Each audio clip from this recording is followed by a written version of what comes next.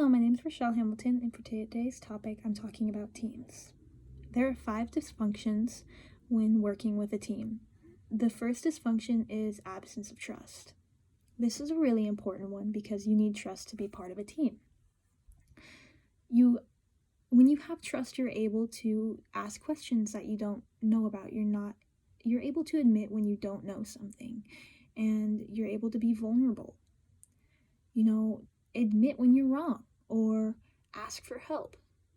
You're able to tell somebody, hey, I don't understand this. Could you help me out? Or I'm sorry, I don't think I'm doing this right.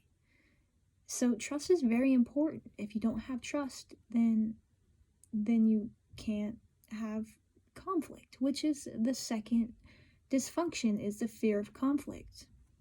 Conflict is a really big part of being on a team, because if you're not able to have conflict with each other, then you can't really make decisions because you're kind of holding back. You can't be holding back when you're being part of a team and trying to make executive decisions. We have to have everybody's input, because if you don't have everybody's input, then you're not really committed. And commitment is the third dysfunction, the lack of it. Lack of commitment, just like if you don't have this conflict, then why would you want to be committed for something that you didn't really contribute to? It's kind of like if you don't weigh in, you don't buy it. Why would you commit to something that you didn't weigh into and you didn't really discuss about? Because you didn't have that trust to create that conflict. And if you don't have the commitment towards this, then you don't want to be accountable for it, which is the fifth dysfunction, is avoidance of accountability. Why would you want to be accountable for something that you're not committed to? If you're not accountable for it, then you don't really care about the results. The results don't matter to you. You have to have accountability for something if you want to work hard on it. And if you don't have this accountability, then it just leads to the inattention of results, which is the fifth and final dysfunction. The inattention of results is basically when you're not really thinking about the goal as a team, but maybe your own personal goal, or you're putting yourself first and not really thinking about the team. The collective goal at the end. You're thinking about how this can benefit you the best. So you really don't want any of these dysfunctions. And a way that you can kind of improve these dysfunctions is first starting out with trust.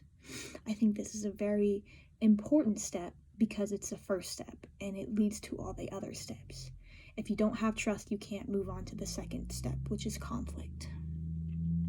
Trust is important because you want to be able to trust the people you're on a team with. You want to be able to talk with them and communicate with them and be honest with them and be vulnerable with them. If you don't have this stuff, then it really ruins all the other steps leading up to being part of a successful team. Now, another thing I think is very important about being part of a team. All the steps are important, but I think commitment is also very important.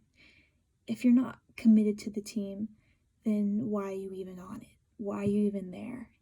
Like, if you're not committed to work hard and just be driven, then why be on the team?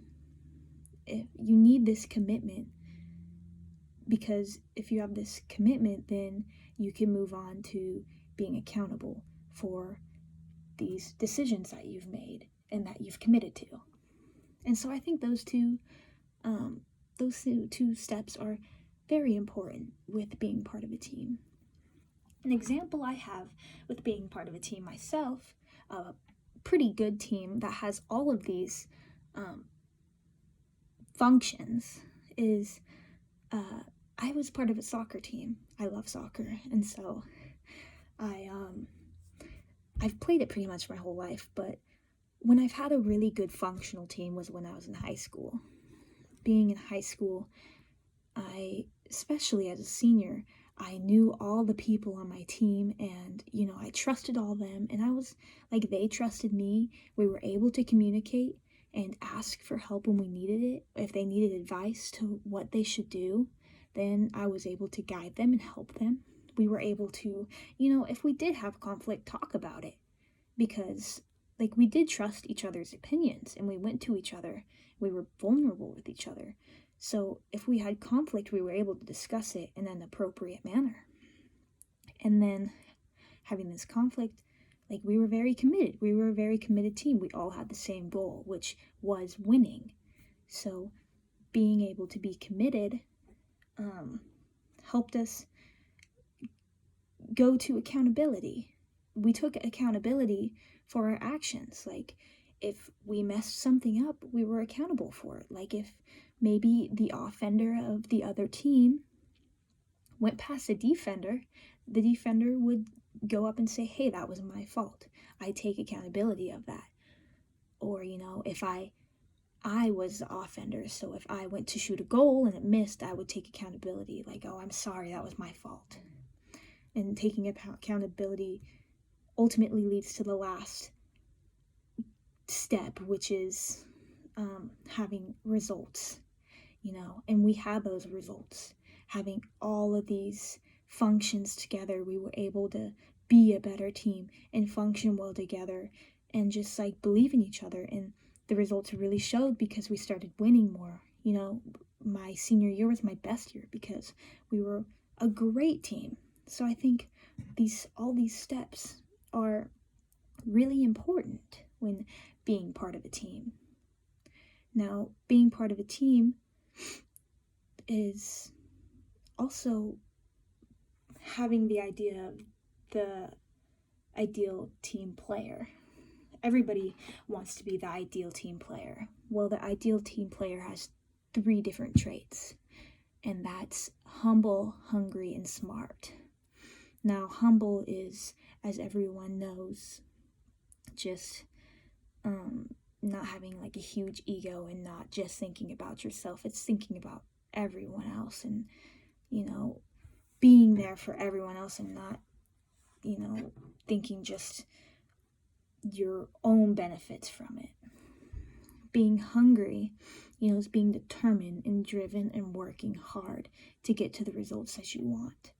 And then being smart is not intellectually, really, but instead it's kind of like sociably smart with people and communicating and being appropriate and knowing how to communicate with people when you have a problem with something, maybe. Now, see, you can't just have one of these things. You have to have all 3 of them. See, if you were just humble, then you'd kind of be the pawn. If you were just hungry, you'd be the bulldozer. And if you were just smart, then you'd be the charmer. And you can't have just 2 of these things. You have to have all 3. If you were humble and hungry, you'd be the accidental mess maker because you're not smart. You're not thinking about your decisions.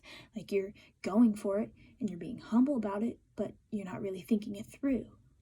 Now, if you're humble and smart, then you're not hungry and you're kind of the lovable slacker because you're not really determined, you're not really working hard. Like you're being smart about your decisions and you're being humble about them, but you're just not driven enough. And if you're not driven, you're not going to get to your goal. And then if you're hungry and smart, then you're not humble and you're the skillful politician. You're kind of have a huge ego. You're not really thinking about the team more as that you're not being very humble. You need to be humble. Just like if you're running a race.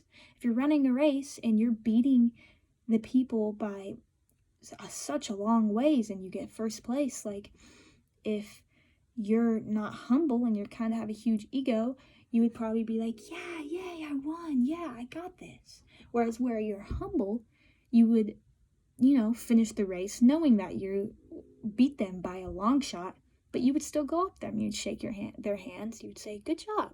Like you did good. You would compliment them. That's being humble, not showing that you have this huge ego. So you need all 3 of these to be the ideal team player, a smart team player, a hungry team player, a humble team player. All three combined work together to be the ideal team player. Now, all these points are very important when working with a team.